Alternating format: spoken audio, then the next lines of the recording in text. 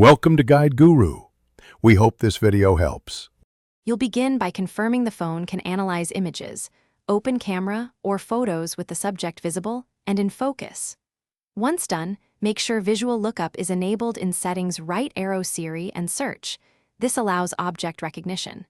Now, tap the photo and press the info icon or long press the subject area.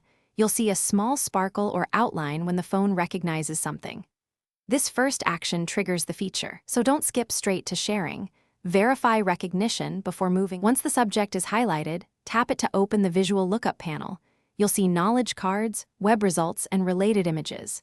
If text appears, swipe up to access translation or copy options. If it's an object or plant, swipe for species or product links.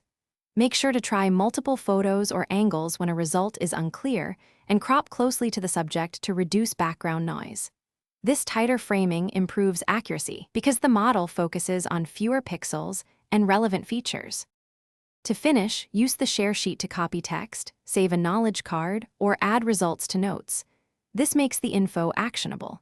If Visual Lookup fails, make sure iOS is up to date and then toggle Visual Lookup off and on.